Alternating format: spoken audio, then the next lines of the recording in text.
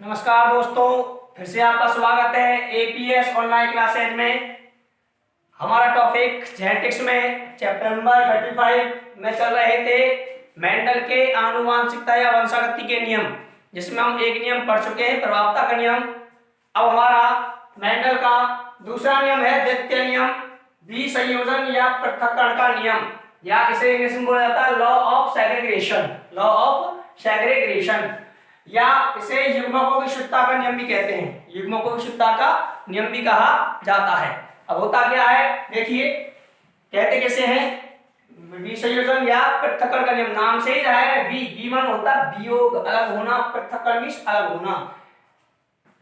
किसी भी लक्षण को नियंत्रित करने वाले कारक, मैंने आपको बताया था किसी भी लक्षण को नियंत्रित करने वाले कारक कहलाते हैं जीन, और जीन हमेशा जोड़े में होते हैं। अब वो अलग अलग होंगे, तो किसी भी लक्षण को नियंत्रित करने वाले कारक हमेशा युग्म में रहते हैं, लेकिन एक साथ मिश्रित नहीं होते हैं या संदूषित नहीं होते हैं। किसी भी लक्षण को नियंत्रित करने वाले कारक हमेशा युग्म में रहते हैं, लेकिन एक साथ मिश्रित या संदूषित नहीं होते हैं। युग्मक बनाते समय ये कारक जो होते हैं, युग्मक बनाते समय ये कारक अलग अलग या पृथक पृथक हो जाते हैं, अलग अलग या पृथक पृथक हो जाते हैं, जिससे युग्म का पहला कारक पहले युग्मक में और दूसरा कारक दूसरे युग्मक में आसानी से पहुंच जाता है। इसे ही पृथक्करण या विसंयोजन का नियम कहते हैं, पृथक्करण या विसंयोजन का नियम कहते हैं। जैसा कि मैंने आपको बताया था, इसे युग्मकों की शुद्धता का नियम भी कहते हैं। क्यों कहते हैं ऐसा? प्रत्येक युग्मक एक लक्षण विशेष की दृष्टि से बिल्कुल शुद्ध होता है।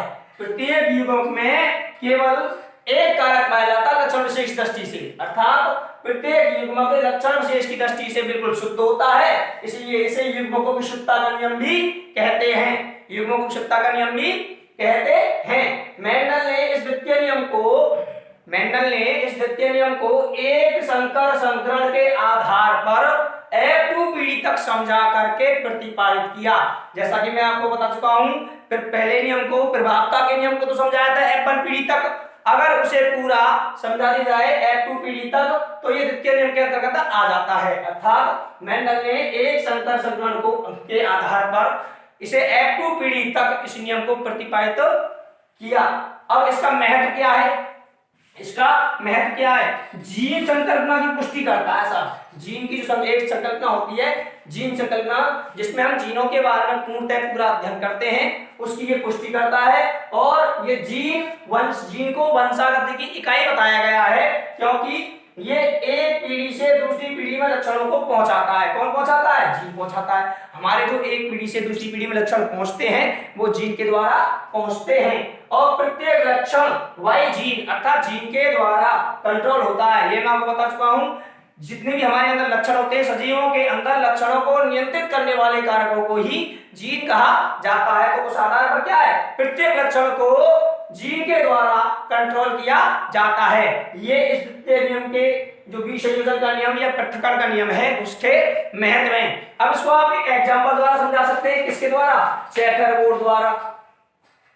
चेकरबोर्ड द्वारा ये आप ऑलरेडी पढ़ चुके हैं। शुद्ध लंबे पौधे, जो आपको एक संकर संकरण पढ़ाया गया था, उसका उदाहरण चेकरबोर्ड द्वारा बताया गया था, उसको आप पूरा समझा दीजिए। ये इसमें भी काम आ जाएगा द्वितीय नियम में। अर्थात शुद्ध लंबे पौधे लिए, शुद्ध बड़े पौधे लिए, इनके मध्य क्रॉस कराया। शुद्ध लंबे पौधे कौन थे?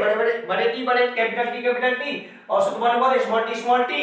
अब इनके मध्य क्रॉस कराया तो अशुद्धि विभाजन हुआ, एक टी आया, इधर से एक टी आया छोटा, अब इनका क्रॉस हुआ तो एक कैपिटल टी स्मॉल टी। ये सभी कैसे हो गए? बड़ा टी है, प्रभावी है, सभी अशुद्ध लंबे पौधे। अशुद्ध क्यों है? दोनों अलग अलग हैं, दोनों अलग अलग हैं, अशुद्ध लंबे पौधे। अब इनके मध्य जब स्वयंपाकन कराया तो हमारे पास ये नर, ये मादा, ये एक कैपिटल टी आ जाएगा, स्मॉल टी आ जाएगा, ऐसे इधर कैपिटल टी स्मॉल टी, ये कैपिटल टी ने कैपिटल टी से क्रॉस किया तो कैपिटल टी शुद्ध लंबे, फिर कैपिटल टी गया स्मॉल टी के पास, कैपिटल टी स्मॉल टी अशुद्ध लंबे, फिर स्मॉल टी गया कैपिटल टी के पास, कैपिटल टी स्मॉल टी अशुद्ध लंबे, और फिर स्मॉल टी गया स्मॉल टी के पास, स्मॉल टी शुद्ध बौने पौधे, ये इसकी एफिनिटी प्राप्त होती है। जैसा कि आप पढ़ चुके हैं, मेंडल ने इसके आधार पर 2 अनुपात प्राप्त किए, जीनोटाइप और फिनोटाइप। जीनोटाइप जो है 1:2:1 और फिनोटाइप 3:1। एक क्या है इसमें, शुद्ध लंबे पौधे हो गए, 2 क्या हो गए, अशुद्ध लंबे पौधे हो गए, और एक क्या हो गया, शुद्ध बौने पौधे हो गए। ये तो जीनोटाइप है, जिसमें बिल्कुल शुद्धता की बात करते हैं। फिनोटाइप में हमें शुद्धता से कोई मतलब नहीं है। लंबे कितने हैं, बौने कितने हैं, देखो लंबे लंबे लंबे 3 हो गए, 3 हो गया, और एक बौना है, एक बौना हो गया। ये यहां तक आपका द्वितीय नियम का उदाहरण कंप्लीट होता है।